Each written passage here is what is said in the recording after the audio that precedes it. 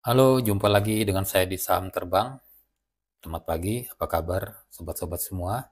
Semoga sehat selalu ya, semoga cuan. Oke, kali ini saya akan bagian info mengenai Vale Indonesia ya, atau kode sahamnya INCO, di mana ini adalah pertambangan nikel di Sulawesi ya, daerah Sorowako sana. Jadi saat ini Min ID dari pemerintah ya, dan juga Inalum, Indonesia Saham Aluminium itu masih mempunyai porsi saham sekitar 20% di Vale Inco ini. Sehingga rencana akan divestasi 40 saham, 40% saham, sehingga kepemilikan Min ID akan bertambah menjadi 34%. Tentunya eh,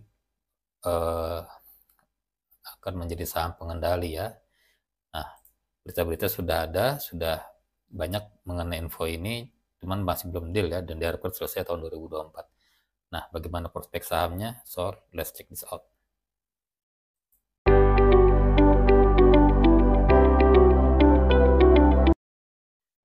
Oke, kali ini kita akan bahas kode saham Inco, bagaimana rencana divestasi saham ini oleh BUMN melalui Min ID. Bagaimana prospek ke depannya ya.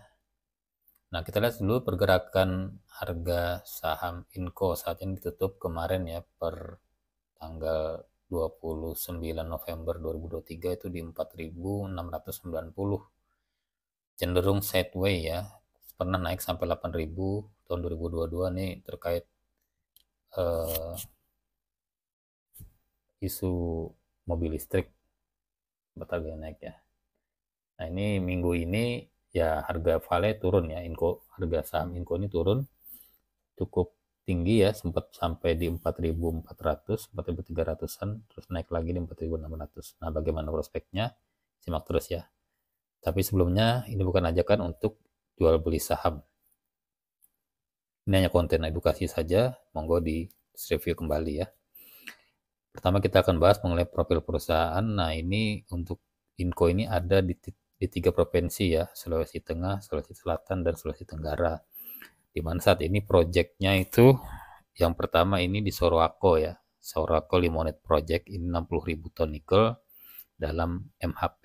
Jadi investasinya sekitar 2 miliar ya. Terus proyeknya estimasi 2023 sampai 2026. Ada juga di Bahodopi ya, Bahodopi ini masuk di Morowali, ini 73.000 ton. Ini nikel Feni ya, FENI, ferronickel. Ini investasinya 2,6 miliar dolar. Ini dengan metode smelternya RKEF atau Rotary Kiln Electric Furnace ya. Ini biasanya untuk nikel-nikel yang eh, apa beda beda smelter dengan yang di Pomala dan di Sorako ya, di mana HPAL itu HPAL ya, ini adalah high pressure ya, acid leaching. Untuk di Pomala sendiri ini investasinya 4,5 miliar dolar ya. Jadi ini nanti akan memproduksi 120.000 ton. Jadi saat ini sebenarnya di Sorowako nikel yang diproduksi dalam berupa nikel mate itu sekitar 60 ribuan ton ya. Jadi kedepannya akan lebih banyak lagi nikel yang akan diproduksi ya.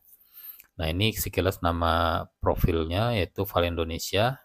Ini dulu namanya Inco ya, International Nickel Indonesia. Itu tahun 1968 berdirinya ya, zaman presiden dulu Soeharto. Mulai IPO tahun 1990, ini sekarang jumlah sahamnya di 9,9 M ya. Total modalnya 39 M lembar saham.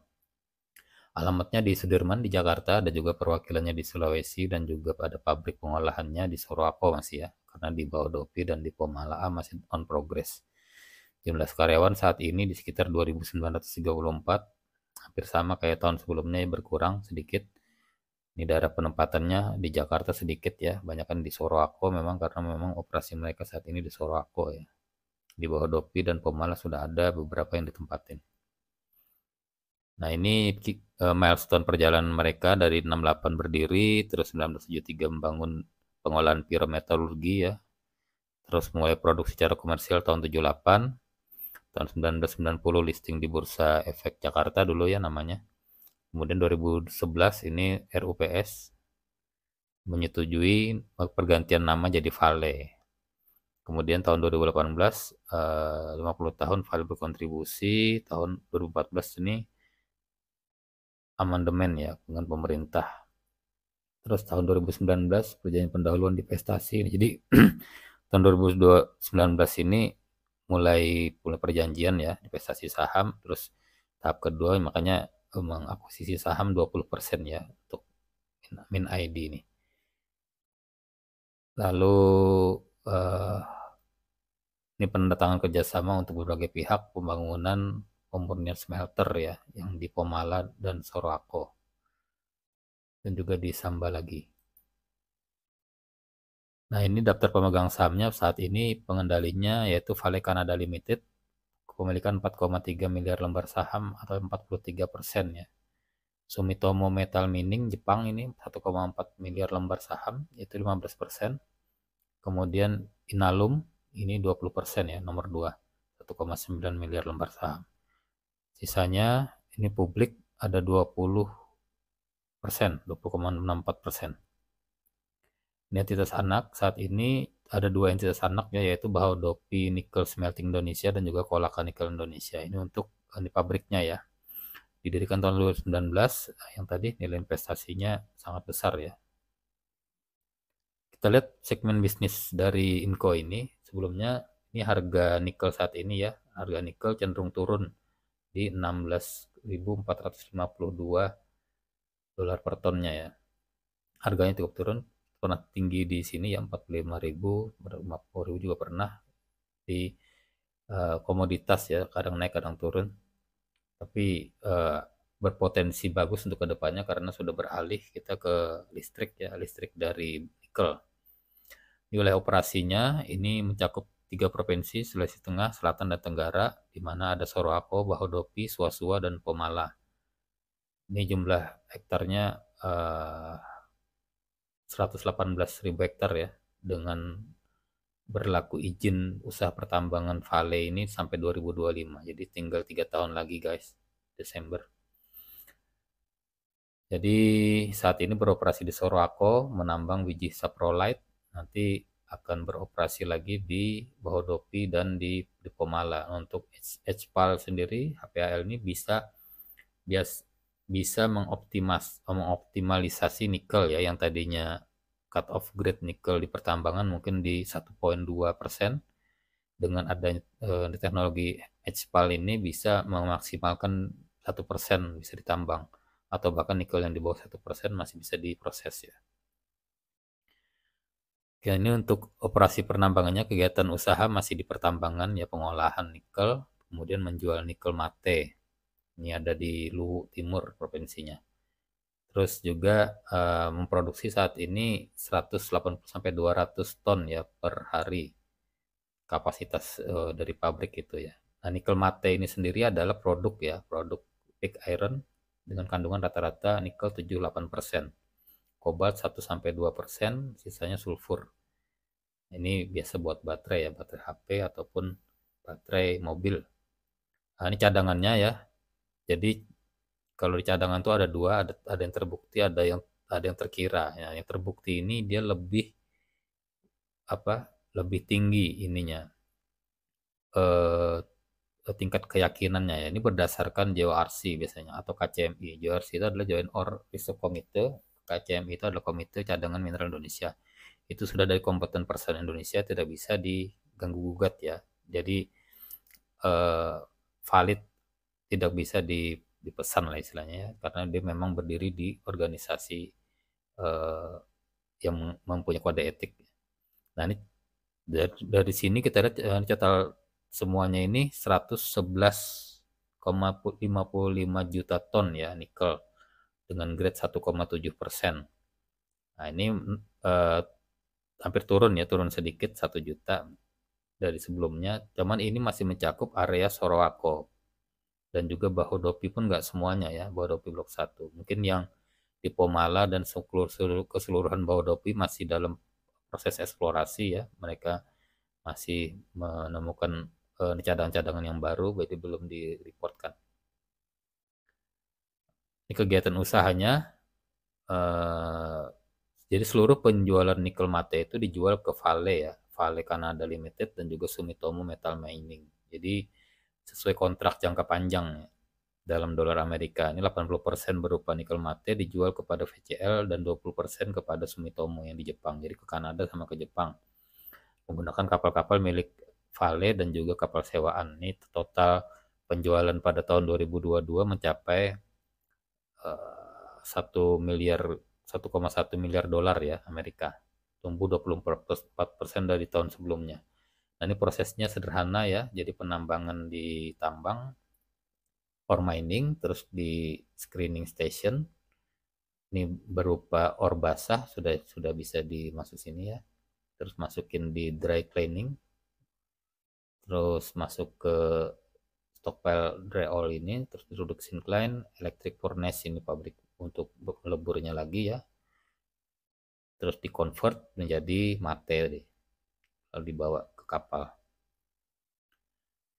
Volume produksi ini volume keseluruhan ya, jadi ketika menambang keseluruhan sama overburden yang tanah-tanahnya itu diangkut, ini mengalami penurunan ya dari 13,4 juta ton tahun 2020 turun jadi 12,8 juta ton, turun lagi dari 2022 menjadi 11,5 juta ton. Nah, setelah jadi diproses jadi nikel mate, ini produksi mereka ya dalam setahun ini tahun 2022 60.000 ton nikel mate. Jadi sudah dalam bentuk nikel mate ya. Kalau ini masih nyampur sama tanah. Jadi ini menurun ya dari tahun-tahun sebelumnya memang karena di proses ditambangnya juga menurun. Dan saya dengar untuk realisasi tahun 2024 juga apa untuk yang target 2024 juga masih sama kayak 2023 karena mereka masih fokus di maintenance ya, maintenance alat-alat mereka. Bagaimana dengan kinerja keuangannya? Nah, ini kinerja keuangan mereka untuk asetnya ini bertumbuh ya. Aset bertumbuh dari 2,3 ini dalam ribu US dollar ya, 2,3 miliar dolar berarti ini tumbuh sampai sekarang di 2,8 miliar dolar. Sangat bagus ya asetnya tumbuh. Utang juga naik sih, utang juga naik tapi masih wajar ya, masih dari 294 juta ke 346 juta naik 23%. Sehingga ekuitas mereka naik ya dari 2,0 miliar dolar ke 2,5 miliar dolar, naik 30%. Nah, inilah baru rugi Inco untuk pendapatan saat ini naik ya 7%, pendapatannya dari 873 juta ke 937 juta. Kita lihat dari tahun 2020 ini juga cenderung naik ya pendapatan. Jadi walaupun secara volume tadi berkurang tapi pendapatan naik. Berarti mereka efektif dalam mengelola resource mereka ya.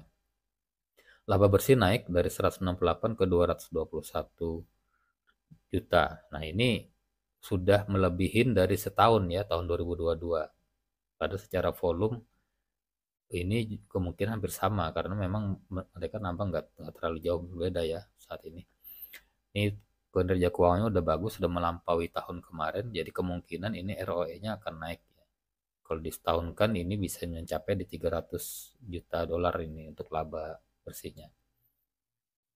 Nah, ini kita lihat untuk rasio keuangan, current rasio sangat bagus ya. Utang lancarnya di atas satu semua, utang jangka panjang dengan jangka pendek terhadap ekuitas juga di bawah satu ya, sangat rendah ini 0,1. Return on equity ini naik ya dari 2020 ini 4,1 naik ke 7,7 naik lagi ke 8,5. Saat ini di 8,8 jadi sudah melampaui tahun kemarin. Kemungkinan ini jika disetahunkan bisa mencapai 11,7%. Ini segmen pendapatannya hanya dua ya, yaitu berasal dari Vale Canada Limited tadi yang 80%, yang 20%-nya dari Sumitomo Metal Mining di Jepang. Pendapatan mereka 937 juta dolar ya. Pendapatan hanya dari nikel mate. Seluruh penjualan sudah memang berdasarkan kontrak jangka panjang.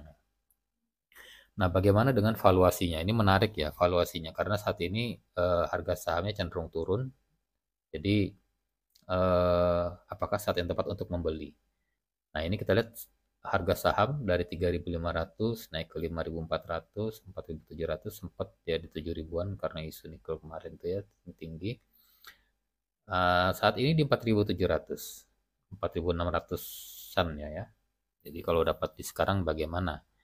Nah, ini earning per share-nya cenderung naik ya, dari tahun 2019 ini hanya 86, naik 125, naik 2 kali lipat ya ke 250. Jadi EPS-nya ini kalau kita lihat ini cenderung bertumbuh ya.